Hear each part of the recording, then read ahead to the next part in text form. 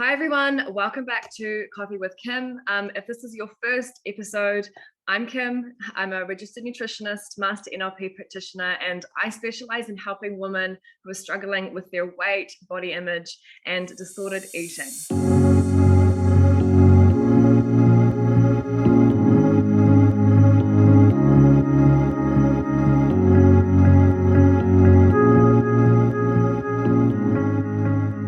Today on the show, I have a really special guest. I have Sophia from Bloomers Psychology. So Sophia is a psychologist, and I want to start by explaining why I brought Sophia onto the show. Why bring a psychologist onto a show that is, as you know, I do more the nutrition side, but I also do a lot of the psychology behind eating patterns as well.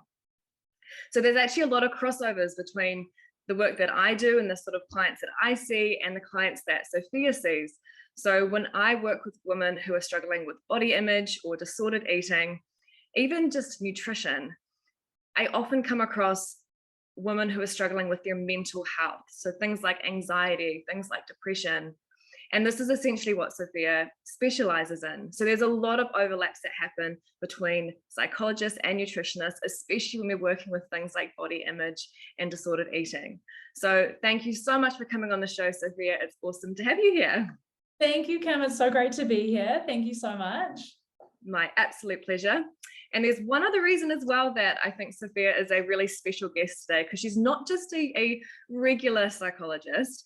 Sophia has taken a massive interest into nutritional psychology. So Sophia is actually interested in looking at mental health holistically, and she's even working with the nutritional psychology guru, you could say, Julia Rutledge, who wrote the book The Better Brain. And so again, there's just so much overlaps happening in the nutrition and the psychology space. So this is going to be a really, really cool discussion.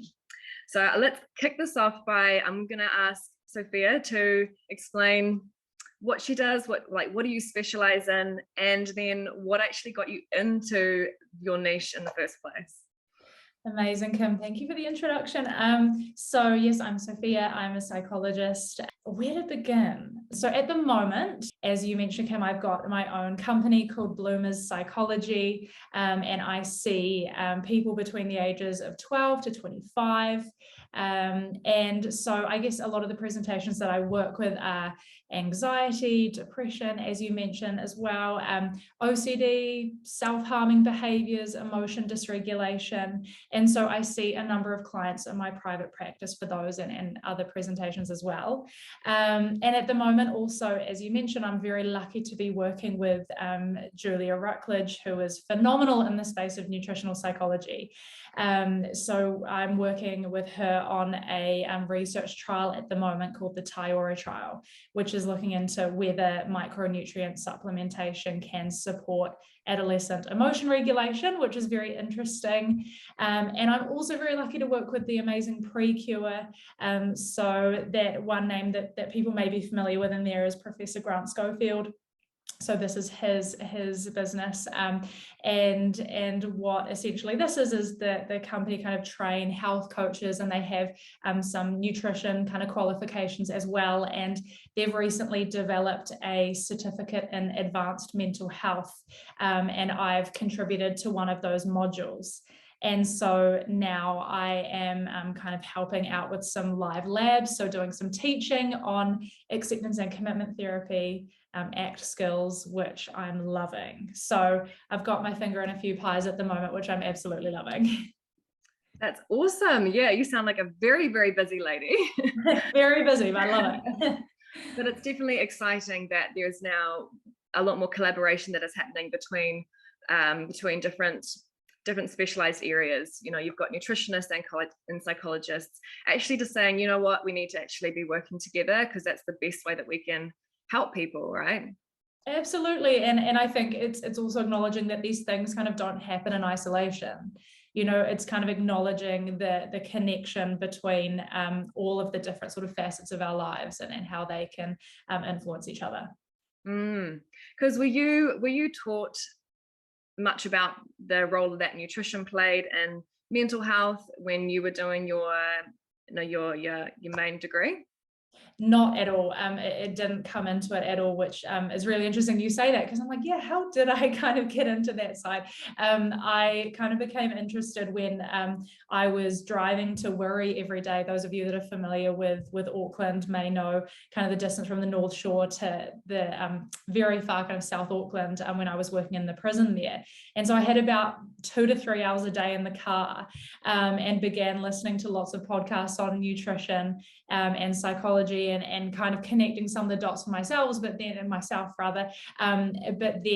there have, of course, been incredible people that, you know, like psychologists or like doctors, like nutritionists that talk about that sort of holistic space where your diet influences your mental health and all of this. And so I began listening to a lot of podcasts on that and kind of reading into it myself. And so that's where I've really become, I guess, interested in it. And I attended one of Julia Ruckledge's courses as well, which was absolutely fascinating. And so, it's kind of been self-taught and knowing kind of where to find and who talks about that information, really. Yeah, absolutely. And just from the sounds of it, a genuine curiosity, you know, that there is more out there, and perhaps I haven't been taught everything just from university. If your degree is anything like mine, I felt like the degree that I learned from nutrition was quite outdated. And I would say that I learned most of my information once I left uni.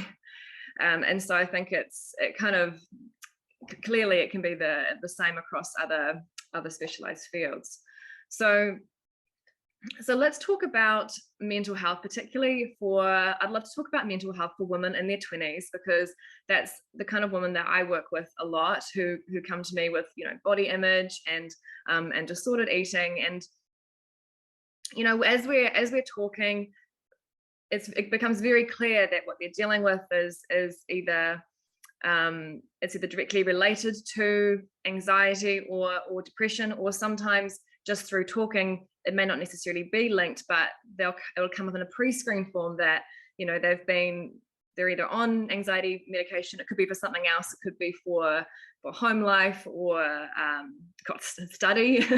And I think it's really important that we talk about this a lot more, because I don't think women, especially in their early 20s, I don't think they're necessarily like realizing what they're going through and necessarily labeling it as anxiety, or they're just feeling like they're the only one struggling. And I'd really like to kind of debunk that a little bit, because I know from the number of women that I've worked with struggling with these things that this isn't like a 1 in 100 case. It's actually really common. And so I'd love for you to I don't know if you have any statistics, but how common is it for women in their like early to mid 20s to be suffering with some sort of mental health challenge? Kim, it's so common. I think I've actually read some of the Ministry of Health data, which does suggest that females do experience anxiety and depression at higher rates than males do. Particularly, I think, you know, if we're thinking about New Zealand in general, 1 in 5 New Zealanders in any given year have challenges with their mental health, and 50 to 80% of us in our lifetime will struggle with a mood disorder, an anxiety disorder, substance use disorder. And so if anything, this actually shows kind of how common challenges with one's mental health are. And in fact, that's almost the thing that kind of connects us as humans the most, is that we all do struggle at some point in time. And so it's exceptionally common. And there have been some statistics that have really shown the increase in these as well. So between the years of 2006 to 2018, there's been a 140% increase in anxiety disorders in our country, and an increase in 50% in mood disorders. And so that shows how common they really are just across kind of all New Zealanders. And that data, of course, was before COVID as well. And kind of since COVID, there's been a lot of data that suggested, I think I've got them in front of me actually, 1 in 3 people during the COVID lockdowns showed kind of moderate to severe psychological distress. 1 in 6 rated as having high levels of anxiety. So we can only imagine how those statistics have kind of changed since COVID as well. And not to mention St. John's kind of released some data as well. There was an increase in 30% call outs related to mental health or suicide between 2020 and 2021, I believe. So, I mean, if these statistics kind of show anything, it really is kind of how common all of this is. And I think that it could be kind of women in their 20s. I think your 20s, it's sort of like, I should have some stuff figured out by now, or maybe my problem's not as bad as other people's problems. And I think that we get kind of stuck to some of those ideas and we hold on to them as being absolute truths. However, as we can see, actually, this is one thing that all humans have in common. And you don't kind of need a reason to reach out for psychological support. But instead, actually, if you're struggling at all, that's a reason. And even not at all, if you're just wanting a little bit of kind of self-reflection, that's kind of another reason to reach out. Yeah, that's such a good point to make, and I think there's kind of a bit of a misconception out there that you have to be, almost suicidal in order to reach out for help, or going through something major, having full-blown panic attacks before you actually reach out for help. And really, there's so much benefit that you can get, like you say, of even just going to talk to somebody and figuring out how to just be more aware of your thoughts, the dialogue that you're saying to yourself, which often directly links to how you actually feel, right? Oh, absolutely right. Absolutely right. And I mean, often what psychologists see is kind of this functional impairment, this idea of struggling in maybe family life or with friends or at work or at uni. However, it doesn't need to reach that threshold to reach out. It could be that instead it's kind of a preventative thing, that you're kind of reaching out before some of your symptoms kind of get in the way of you living the life that you want to live. Yeah, absolutely. And just for those listening, some people don't quite understand what anxiety even means. I can't remember the first time I managed to link my feelings of anxiety to that word anxiety. Like when I think back to when I was struggling with bulimia and I had a lot of anxiety around food, I don't think back then I was really labeling it. For me, it was this feeling of, it was like really, really high heart rate. And then I would imagine in the future something negative happening. And that's kind of my best way of describing anxiety for me personally. And I know, and some of the people I work with, they're like, oh yeah, that's what it feels like. It's just like sort of high heart rate or imagining negative things happening. You're the expert in this. How does somebody know if they're experiencing anxiety? Because can it manifest in lots of different ways? Absolutely. And what you've just described certainly, of course, is anxiety. So I guess we can think about anxiety in the way of our thoughts, our physiological sensations, and our behaviors. So firstly, thoughts like you just mentioned, Kim, it could very well be that kind of worst case scenario thinking, catastrophizing, thinking worst case is going to happen. And you kind of think, oh my goodness, I'm not going to be able to manage. And that's ultimately what anxiety is. It's this idea, I'm not going to be able to cope. And so a lot of thoughts will be related along those sort of lines, but particularly, as you mentioned, that worst case scenario. Physiological sensations, like you just described, high heart rate for sure, tight chest, sweatiness, mind racing, muscle tension. There are a lot of different symptoms that come along with anxiety. It can also be nausea as well.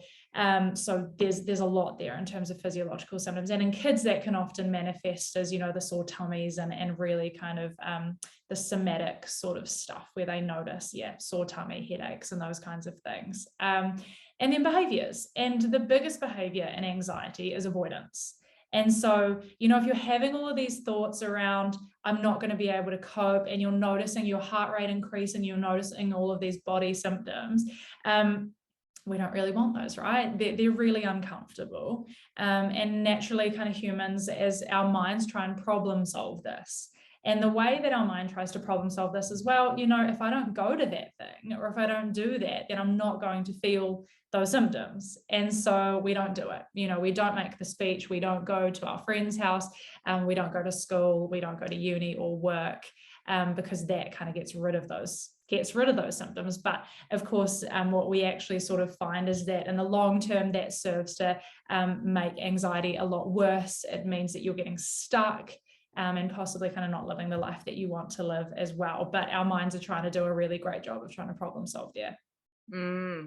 Yeah, absolutely. That's I can definitely resonate with that in terms of the avoidance of, I know I need to do this thing, but that makes me scared, so I'm not going to do it.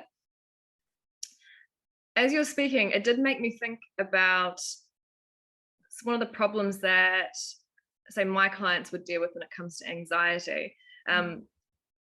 Avoidance comes up sometimes, but another thing that comes up a lot is doing something to make themselves feel better and feel calmer. And I think that's where the food comes in. So is that also another way that we cope with anxiety, is we'll find some sort of, or perhaps is that the avoidance? Is food the avoidance because it stops you from actually having to deal with the problem? It's like a distraction.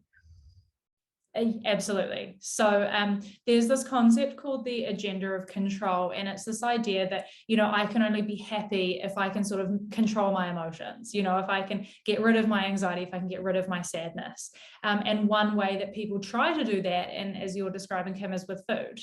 And so it certainly does sort of seek to be a distraction, possibly in the way of kind of removing you from the present moment, kind of thinking about what food I might have that might make me feel better. But also, of course, in the present moment, it's distracting you away from those tough thoughts and feelings. So absolutely is a distraction. Yeah.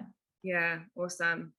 The reason why I really hope, people who do struggle with emotional eating are listening to this, because I heard something on a podcast that it was another non-diet podcast, and I didn't quite agree with it, because what they were saying was that emotional eating or reaching for food for comfort will always be directly associated with a diet, with the diet culture mentality, where you'll go for it because you've been told that you can't have it, and it's a relationship with food thing.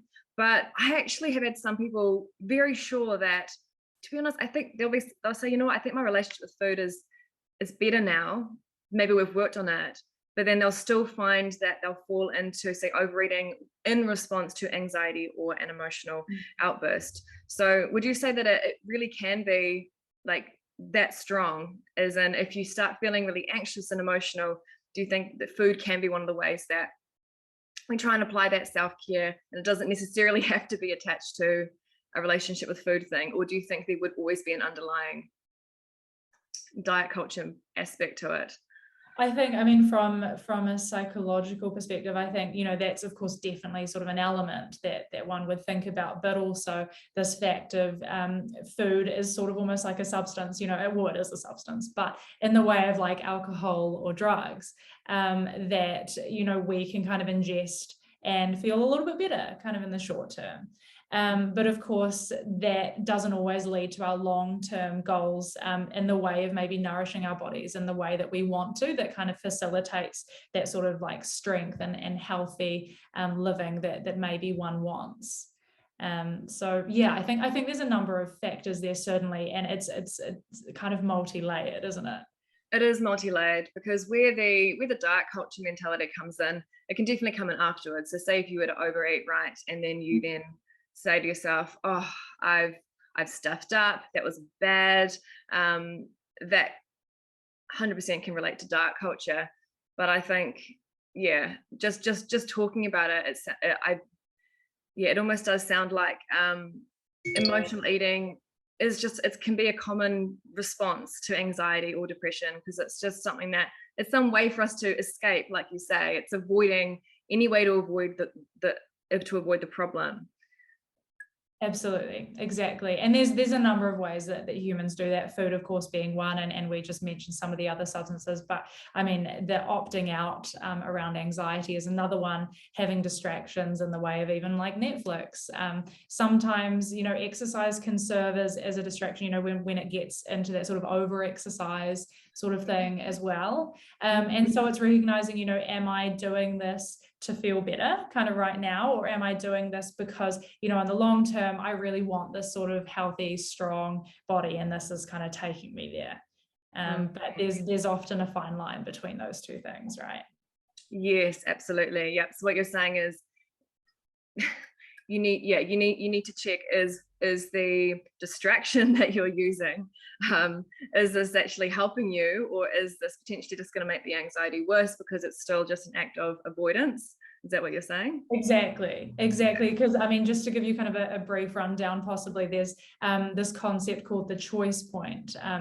And the idea is that, all day long we're making choices as humans. You've all made this choice possibly to watch this YouTube video.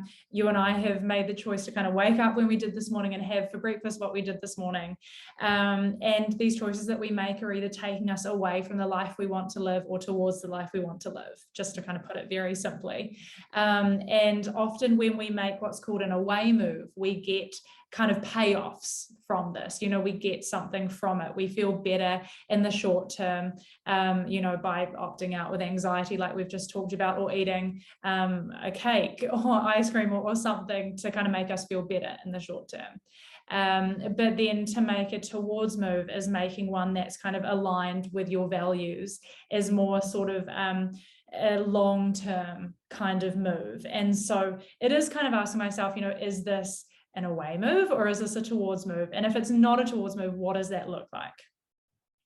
That was so powerful. I hope those people watching can just rewind that whenever they need to, need a little bit of help around those decisions. Because I think a lot of people are feeling like they feel a little bit out of control with their decisions, and they're often making things automatically, like I use the terms like subconsciously, without even thinking about what you say, without even pausing at that choice point and thinking, is this going to move me towards the life I want and towards my values or not? This happens really quickly, doesn't it? It honestly does. And a lot of the time, I think, until, as you say, Kim, you can kind of stop and ask yourself, is this a towards or an away move? We can be on autopilot. We're, busy humans in a time that is really tough in the COVID world. And sometimes, all the time, we kind of need to check in with ourselves.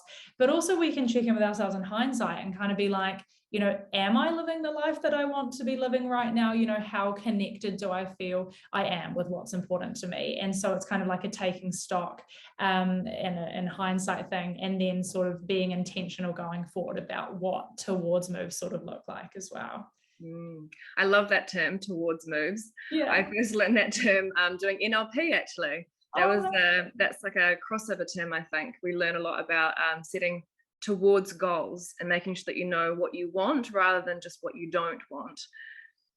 That's a great one. Yeah, there's a term, I think, like dead man's goals, which is probably the same thing of saying, I want, essentially exactly that same thing that kind of dead people can essentially set. Like, I don't want to feel sad would essentially be a dead man's goal, because dead people don't feel sad, so it's about saying what you do want. So it sounds like there's a couple of crossover terms there as well, being able to identify what you do want as opposed to what you don't want. Yeah, exactly. I think the analogy that they gave was, imagine getting out of the airport and you just hop into a taxi and you jump in the taxi and the taxi driver says, where do you want to go? And then you say, I don't want to go to the airport. Yes. And they go, that's cool. Where do you want to go? Yeah. Eventually you have to better say, that vision, like, no. And then it just explodes, doesn't it? It's not just goals, it's understanding your values, like the kind of life that you want, we can sort of carry on. Exactly. Yes, exactly right. So look, we're talking about, and I think people are hearing a lot of this now, that we need to be, in order to break free from things like anxiety and emotional challenges, there's a lot of mindfulness involved, and we have to almost slow down and notice that choice point. Yes. And it sounds like we can sometimes make it sound a little bit easy. I worry when we talk about it like this. And why do you think it's actually like, why do you think it's so much easier for people to have breakthroughs when they're actually working with either a psychologist, or a coach? Why is it so hard to just just do this thing of notice your trigger, notice your choice point, slow down, because we can make it sound so easy, right? But it's not that easy. God, even I struggle with that, doing that for myself. Yeah. So why is it so much harder just to do it on day-to-day life? It's almost like a self-care thing, right? Like if you're working with a psychologist, a health coach, a nutritionist, that's kind of like a self-care practice. You know, you're investing in your physical health and your mental health, and you've kind of got some protected space every week or every fortnight or every month to have that self-care. I wonder whether, you know, if we don't have that sort of allocated time for self-care, whether we are intentionally making it or not. And I wonder if that's actually, you know, some of what makes it sort of easier sometimes to kind of do the work with a practitioner, because we've got that intentional time. Whereas how many of us are kind of making that intentional time without, in the absence of working with a practitioner, I think is possibly an idea. So, you know, it's really important for us to make that time for ourselves where we kind of are sitting down and taking stock and thinking about where we want to be. And also being able to kind of reflect on where we have been and the lessons that we've learned from that we can take forward as well. Yep. So it's the accountability. It's yes, theoretically we could all self-coach ourselves, but it does help having that person to be accountable to. And you are setting that time aside for yourself each week. And like you say, with such busy lives, we don't often do that. I'd say I'm very inconsistent with my journaling as well. Some weeks it's, I'm going to do this, and other weeks kind of falls off. And the reality is, it does need to be consistent, doesn't it? We don't just learn these tools and then we tick that off of I've done the mind work, done. Exactly. And I think there's also something to be said for having kind of a third party, you know, holding a mirror up to you a lot of the time as well, because, you know, doing the work ourselves is amazing, and journaling and being intentional about our kind of personal development is really important. But, you know, when you've got a third person to say, hey, you know, I've been noticing this, or hey, did you notice that you did this? As you're saying, Kim, it's like an accountability thing, but it's also kind of creating awareness where perhaps there kind of hasn't been in the past. That can be really important. So, you know, having a balance, I suppose, of being able to do the work oneself and kind of recognizing when sometimes it could be helpful to have that third person to kind of help you on your journey as well. Awesome. Yeah. That totally agree with everything you said. I think it makes it so much easier. I know the times that I've had coaching, I've progressed much faster, that's for sure. Yeah. And it's less overwhelming. That's, I think, the other challenge people say is they're like, oh, I tried that whole journaling thing once, but then I got my notepad out, and I wonder if actually anybody can relate to this. And this is a client, and she's like, okay, I'm going to do body image journaling. So she wrote down all the things that were going through her head, and it just came out this massive page of negative stuff. And then she was like, oh, what do I do now? Now I just feel yuck. So we also need I think a foundation of tools, right? To be able to work through this stuff. And I just want to make sure that people don't feel like they're failing or that they're doing the whole journaling thing wrong. Because there are specific tools that we need to turn negative thoughts into different thoughts that make us feel better. And I think there's certainly kind of one line of thinking which kind of supports that idea, and also in the same breath that recognizing that negative thoughts or sort of unhelpful thoughts are also part of life, you know, part of being a human. Because, you know, another thing that we all have in common, right, is that we have a lot of unhelpful thoughts, and these are what can hook us into those away moves as well. And so a lot of the work that I do in practice is learning some tools to kind of make room for a lot of these thoughts, and to kind of unhook from the thoughts to be able to make towards moves, really. So yeah, I think, you know, there are some tools that can help all of us in that sense, make room for this stuff, make room for difficult thoughts and feelings, and then assure that what the actions that we're taking are kind of aligned with our values and where we want to be.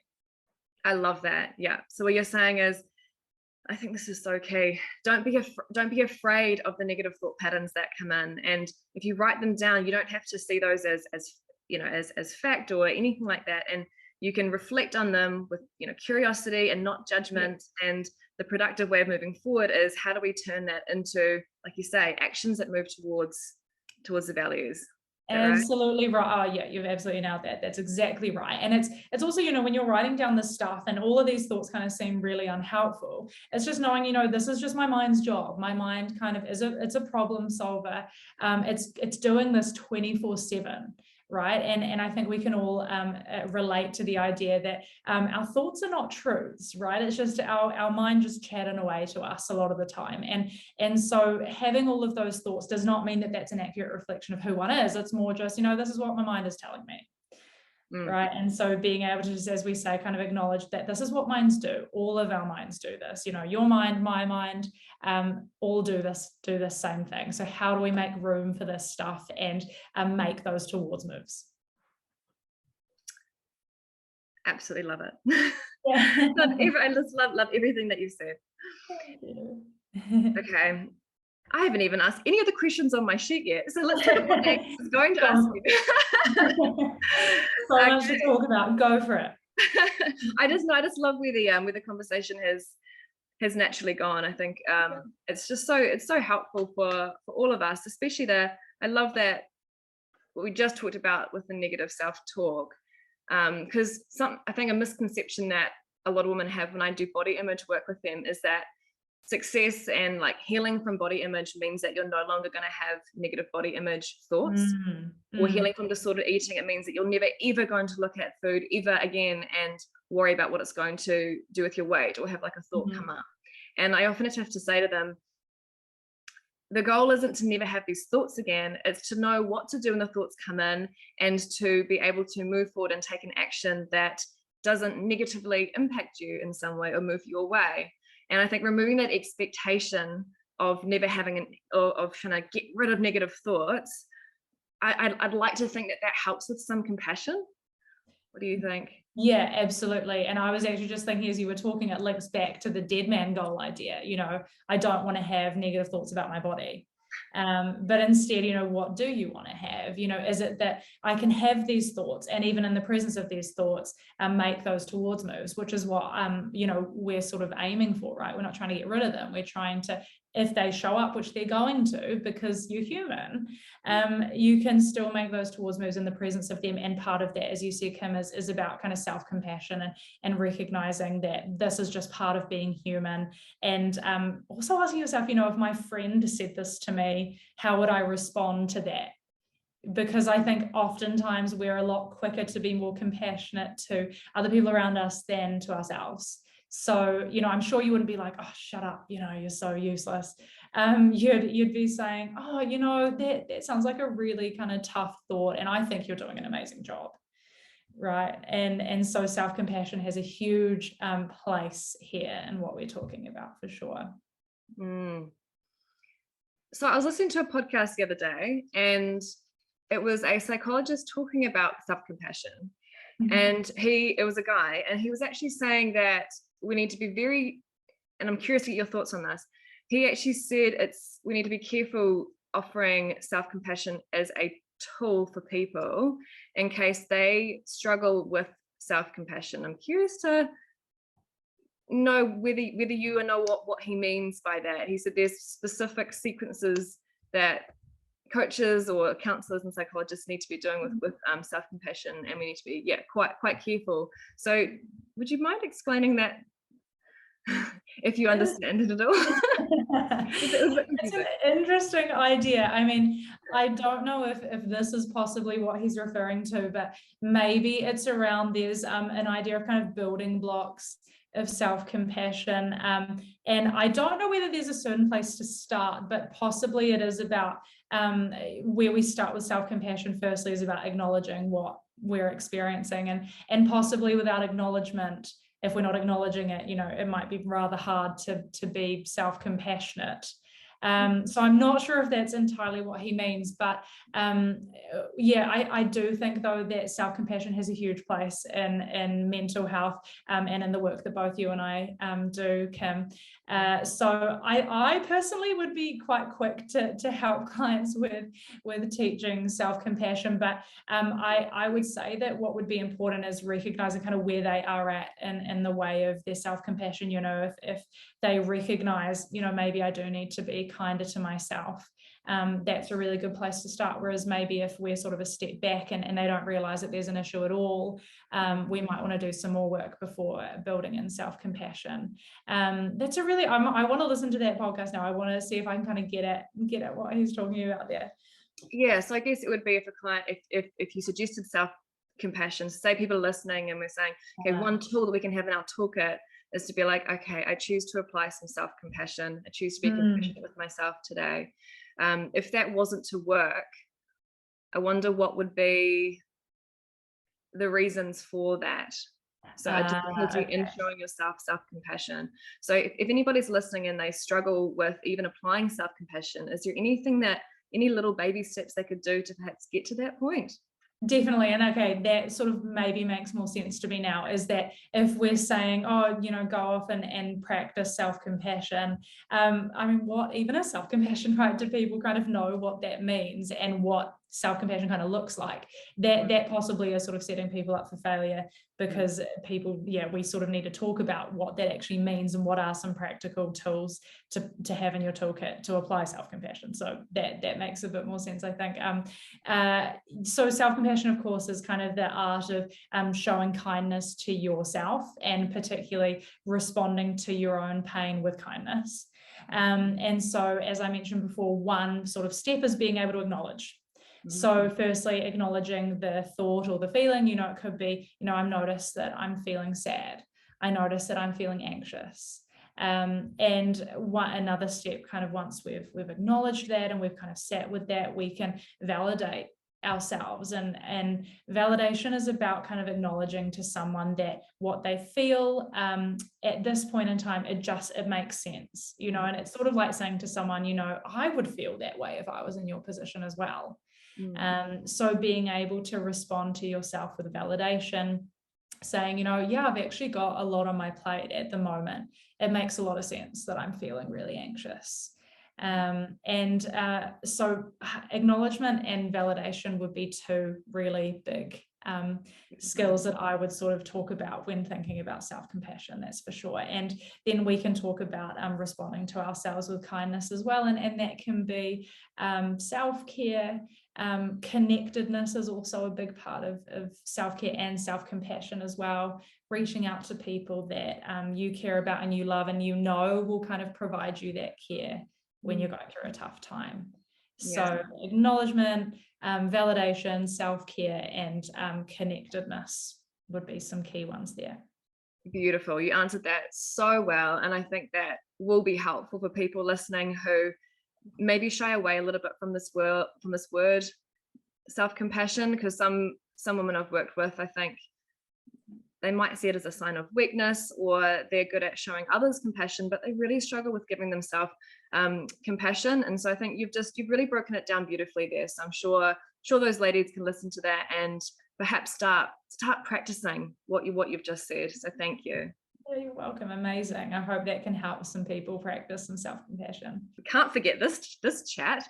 Nutrition and psychology. Oh yes. let's dive into this. So okay, so I'll just set the scene here. I remember learning about the link between nutrition and mental health. This would have been about 5 years ago. And it was actually through the gut health research that was coming out about the link between the population of bacteria in our gut, how our gut links to our brain. And at the time, I think the specialist in it her name was Natasha Campbell McBride, and she was linking gut health to mental health issues, like autism, depression, schizophrenia. And that was like 5 years ago. And but we're now learning a lot more about an even like simpler approach to using nutrition for mental health, right? Which is whole foods and micronutrients. So so tell me a bit about what you're learning with Julia here. Yeah, absolutely. Well, I think actually my interest in this sort of peaked at the same time as yours, Kim. About 5 years ago, I started becoming really interested in this area and doing my own kind of looking into it. And so I think maybe just to kind of start off, if to provide a little bit of psychoeducation to people, I mean, to sort of make sense of this, firstly, that of course our brain is a very important organ and needs nutrients to be able to function optimally. And there's a lot of research that is starting to show, and has started to show sort of for some time, as you mentioned, Kim, that there are some psychiatric symptoms that can be linked to not having the right or not having enough vitamins and minerals in our diet, in terms of what we're taking in. So that's kind of where we can sort of start in the way of this conversation, for sure. And so where one starts, of course, in terms of nutrients, we think of diet, of course, which is really helpful. So diet is really important. And of course, I don't think anybody could think of any research which shows that the Western diet supports optimal mental health or any kind of I suppose useful things. When we're talking about Western diet, we're talking sort of more about the like refined sugar, ultra processed foods, you know, things that are boxed and canned and in packets and all of that. So in terms of our diet, there's one diet in particular that has been found to be linked to optimal brain health, so giving our brain the vitamins and minerals that we need. That's the Mediterranean diet. And so what that is talking about, of course, is like fish, leafy green vegetables, fruits, nuts, olive oil, all of these good things. And there's been quite a lot of research behind this in recent years, and Felice Jacques is a really key name in this. And so she's found that being on the Mediterranean diet can actually improve one's mood. You know, people that have experienced depression, that shows essentially quite a significant result. And so, I mean, just whole foods in general, of course, can provide us with the nutrients, fantastic nutrients. And sometimes, of course, there are lots of reasons why we can't, our diets might not kind of be enough in terms of providing us nutrients. That can be, you know, in times of stress, you know, when we're in fight or flight mode, we're going to be depleted in nutrients a lot quicker. When we're taking antibiotics, when we're taking medications, these can also have an impact on our gut and mean that we're not absorbing the nutrients that we sort of need. And so that's where micronutrients can come in, essentially, because sometimes diet sort of isn't sufficient enough. And so there's been really incredible research, and Julia Rutledge, of course, is a key name in this around micronutrient supplementation and mental health, essentially. So I guess maybe one important, there's been a couple of studies that she's done there, of course, and she's looked at the Christchurch mosque attacks and also the Christchurch earthquakes, and whether supplementing micronutrients can support, which it did show that anxiety and that kind of acute stress can be supported by micronutrients, which is pretty big, right? I mean, that's quite amazing. And also kind of makes sense, doesn't it, when we think about how it helps our brain? Yes, absolutely. And what I quite like about this approach to like nutrition and mental health is, you know, for those of you listening, the Mediterranean diet is not about calorie restriction. It's not about no carb. It's not about no fat. It's not about paleo. It's not about fasting. You know, it's just about eating real food and eating a balance of real food. And I think when we look at some of the mental health challenges, particularly like the women that I work with struggle with in relation to body image and disordered eating, you know, I do feel like when it comes to whole foods, this is one of the tools that we have in our toolkit to start feeling better, regardless of weight change, right? So we can be experiencing better mood, feeling better about ourselves, regardless of weight loss. Absolutely, absolutely, yes. And this is what this research has shown, essentially, that if we're having this kind of whole foods diet, that really does have an impact on one's mood. This diet quality really is very, very significant. And so it's important to kind of hold this in mind. There's almost kind of this bi-directional relationship, you know, when you're feeling, say, low, depressed, that you're almost more likely to ingest that kind of processed food, that food that's maybe more kind of sits within the Western diet. But also, you know, the research has also shown that that having that kind of diet, that processed diet, also is linked with poorer mental health.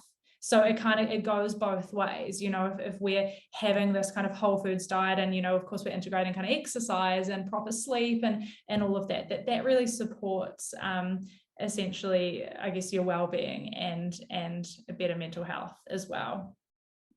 Yeah, and sorry, Kim, as you said, there has been a lot of research with micronutrient supplementation, which has shown that features of autism, features of ADHD can be significantly improved with micronutrients. Also, aggression, emotion dysregulation, anxiety. There's a lot of research out there, which is really quite promising and quite amazing to see.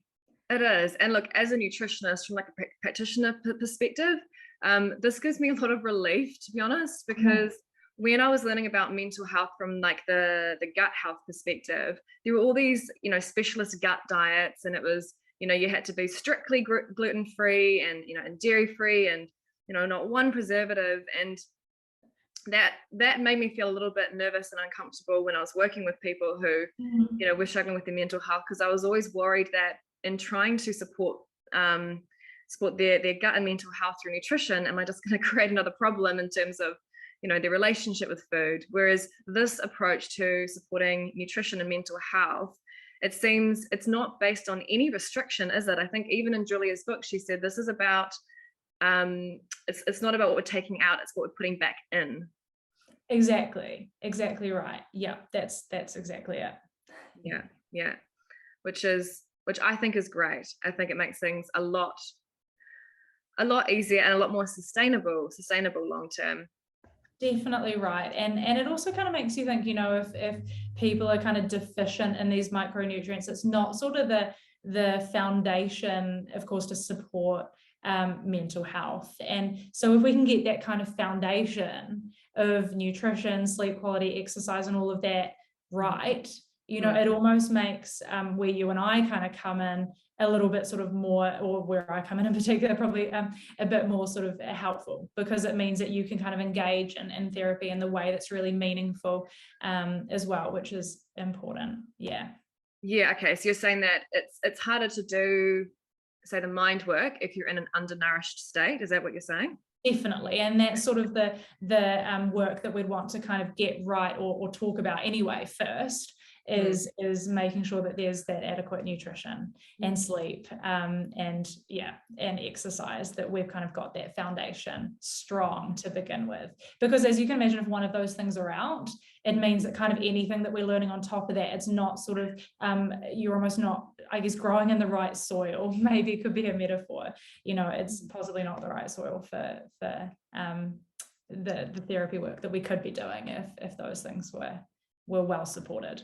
And I think that's a really good point, and it can also help with compassion. I'm going to say that Yes. word. For perhaps like people who are trying to do the inner work, you could say, the inner work, the mind work, but they're running on empty. You know, they're sleep deprived, they're undernourished, and they're doing the best that they can, but they don't feel like they're actually moving forward. Kind of what you just said is, you can actually be really compassionate to yourself, because it's hard to do the mind work. Like, it is hard, right? I feel like that's one of the hardest things, one of the hardest muscles for us to train and to build. And it's being talked about way more now, which is exciting. But I think I said earlier in this chat, I'd love to remove the expectation that it's easy. Absolutely. Compassion is so important. And I continue to kind of think about where we're at in terms of the world at the moment with COVID and lockdowns and the stress that has been involved in that, and kind of just how much that adds to how tough it is just to be a human. And being a human at any given point is very tough, let alone what we're all experiencing at the moment. And so, yeah, the more that we can kind of dedicate to ourselves, in the way of allowing ourselves to kind of grow in the right soil in terms of sleep and nutrition and exercise, the better it's going to be, right? Yeah, absolutely. Yeah. And thanks for mentioning that again. I know we are constantly trying to tell ourselves that these are hard times, and it's a COVID lockdown. I think we do need that constant reminder that this isn't normal, and it's okay if now more than other times it is a bit harder with our mental health. I know a lot of women ended up falling into more like emotional eating and binge eating over lockdowns for whatever reason, or could have even been alcohol, just reaching for alcohol for comfort, maybe to deal with anxiety, which they perhaps never really struggled with before. And hopefully from listening to this chat, we can understand why a little bit. Yeah, absolutely. I mean, when you put it like, we've almost been in fight or flight for kind of 2 years. I mean, people may be familiar with the fight or flight response. It's our body's response to perceived threat or danger. And of course, that's kind of involved with anxiety as well. When we think of anxiety, we think about the fight or flight response. We've been exposed to a lot of kind of media that suggests that, we're all at risk of becoming very sick or possibly dying, and the people around us are the same. People have been looking down the barrel of kind of losing their jobs. There's been so much instability with schools and with universities and being on campus and not being on campus, that, it makes sense that our bodies are then in fight or flight, doesn't it? It makes sense that we're having a stress response, and that possibly we are kind of doing those or having those symptoms of anxiety when you think about it like that. So the eating side of things, again, it links back to what we were talking about earlier, doesn't it? It makes sense in the way of distraction, and yeah. Awesome. Well, I hope that's given everybody some new perspectives, some new understanding, especially those who do suffer with things like anxiety, and perhaps that is leading to things like emotional eating, or whether you're struggling with body image. I think I'd love to just finish with body image, if that's okay. Yeah, go for it. So body image is something that just so many women are struggling with. I think, I don't know what the stat is, but you hear different ones. It's like 1 in 5, or it's like 1 in 2 women are struggling with body image in some ways. Why do you think we are struggling with body image so much in today's society? Obviously, there's reasons. I'm always curious to get your perspective on that. I have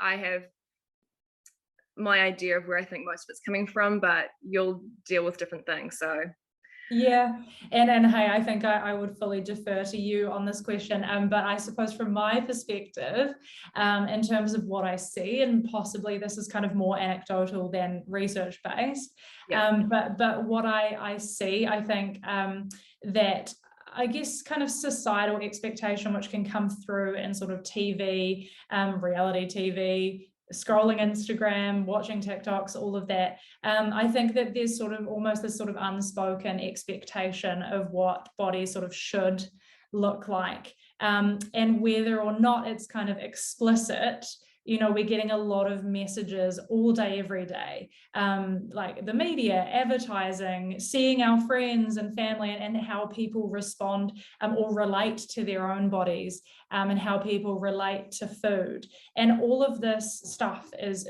sending, as I say, kind of subconscious kind of messaging. And so it doesn't need to be explicit, in terms of this is how a body should look. But it's just in terms of like, we're exposed to so much every day. And so I think our minds can get very fused with, I should look like this. This is how my body should look. And then we kind of create our own sort of idea of how we should look, what the number on the scale sort of should be. And we get fused with the shoulds. in that sort of respect. And then we possibly kind of struggle with that idea of what we should look like. And then it could be that steps that we're taking to try and get there, we struggle with. And that sort of adds, I imagine, to the struggle with body image as well.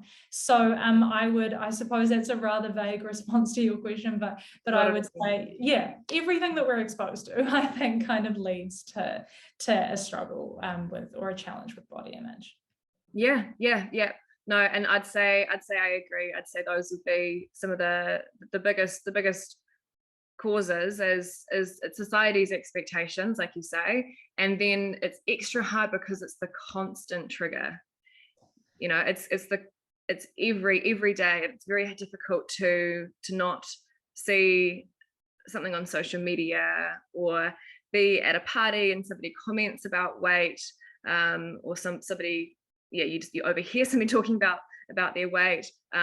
Advertisement as well. You go through the shops, you've got mannequins. It's just everywhere, and we are taught to strive for a certain weight, shape, look, and it can create that comparison. But as we say, we can go back to that topic of one of the tools is, you can do your journaling, and you can remove, like, notice the shoulds. That's one of my favorite exercises, is to get people to start being their own should police. About it sounding bad, but be your own should police. Like, you notice yourself saying, I should this, I should be smaller, I shouldn't have eaten that. Just saying, according to who? Yeah, exactly right. I love that. I'm going to use that. According to who. That's so true. And it's something that, is prevalent in body image, but also just us as humans, that we should a lot. It's really common. And I love the exercise of being able to be almost accountable for the shoulds, and noticing how many times your mind tells you should be doing something, because we want to be able to step back and again, the sort of, like our earlier discussion, sort of see them as thoughts, right? Not truths. It's our mind's sort of problem solving gig again. Yes, exactly. Yeah. Awesome. All right, so we're going to wrap it up there. I'm sure there was at least something in there for every woman to take home, because this is very much a human experience, isn't it? This isn't just if you're suffering with body image or disordered eating. This is anybody out there who's just living day-to-day life. We all have the shoulds and the shouldn'ts, and we all suffer with things like comparison. And it's exciting that this is being more talked about, and we've got new exciting spaces like nutrition, and like linking the nutrition to mental health. It's a very exciting space. Yes, so exciting. I agree completely. Awesome. All right, thank you so much for coming on the show, Sophia.